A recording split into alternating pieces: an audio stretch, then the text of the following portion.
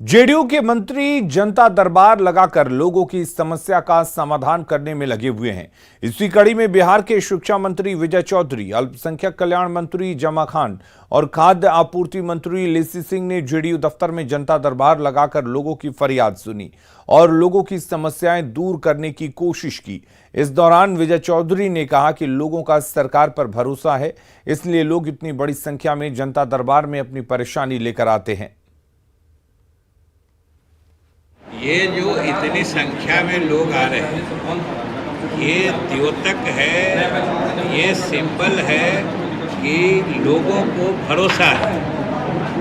जितनी संख्या में लोग आते हैं, ये समझिए कि उतना ही ज़्यादा लोगों का भरोसा है। जिस दिन भरोसा नहीं रहेगा, नहीं आएंगे। इसलिए लोग आ रहे हैं, ये तो अच्छा है, शुभ संकेत। जनता से मुख्यमंत्री नीतीश कुमार के जनता दरबार की तर्ज पर उप मुख्यमंत्री तारकिशोर प्रसाद ने भी जनता की समस्याओं के समाधान के लिए जनता दरबार की शुरुआत की है। पटना में अपने आवास पर तारकिशोर प्रसाद ने जनता दरबार लगाया, जिसमें बड़ी संख्या में लोग अपनी समस्याओं को लेकर पहुंचे। उप मुख्यमंत्री ने एक एक फरियादियों की समस्याएं सुनी और उसको दूर करने की कोशिश की।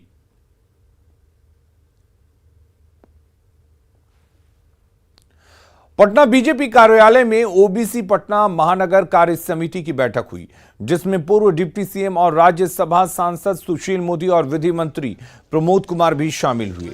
इस मौके पर सुशील मोदी ने कहा कि बीजेपी की सरकार ने ही पिछड़ा वर्ग आयोग को संवैधानिक दर्जा दिया है, जबकि कांग्रेस ने तो अनुसूचित जनजाति आयोग को भी संवैधानिक दर्जा नहीं दिया था।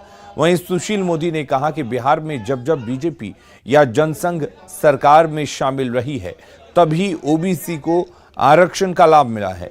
बीजेपी की ओबीसी मोर्चा को मजबूत करने के लिए 4 और 5 सितंबर को खगड़िया में अहम बैठक होगी। जनता पार्टी है जिसने पिछड़ा वर्ग आयोग को संवैधानिक अधिकार दिया। मैं तो कांग्रेस के लोगों से जानना चाहता हूं कि उन्होंने क्यों नहीं पिछड़ा वर्ग को संवैधानिक अधिकार दिया। उन्होंने जो एसटी आयोग है, अनुसूचित जनजाति आयोग, उसको संवैधानिक दर्जा क्यों नहीं दिया।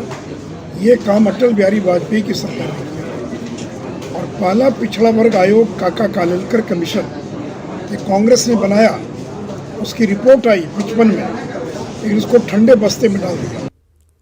देश में जातीय जनगणना की मांग को लेकर राजनीति गर्म है।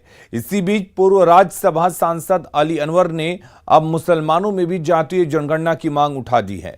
पटना में अली अनवर ने पसमंदा समाज के बैनर तले ये मांग उठाई है कि हिंदुओं में जातिगत जनगणना की तर्ज पर मुसलमानों में भी जातीय जनगणना कराई जाए, ताकि सभी वर्ग की स्थिति और हिस्सेदारी के आंकड़े सामने आ सके, और इसको लेकर वे आंदोलन के लिए भी तैयार हैं।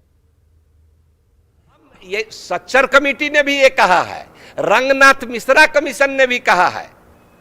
तो जो चीफ जस्टिस ऑफ इंडिया रह चुका है, जो दिल्ली हाई कोर्ट का के चीफ जस्टिस रह चुके हैं, दोनों मर गए, स्वर्ग सिधार गए बेचारे। उन लोगों ने भी कहा है कि मुसलमानों में ये जातियां हैं और मुसलमानों की एक बड़ी संख्या ऐसी है जिनकी हालत दलितों से भी खराब है। लेकिन हम ये कहते हैं कि जब हमको कोटा बढ़ाइए तो दलितों का भी कोटा बढ़ाइए।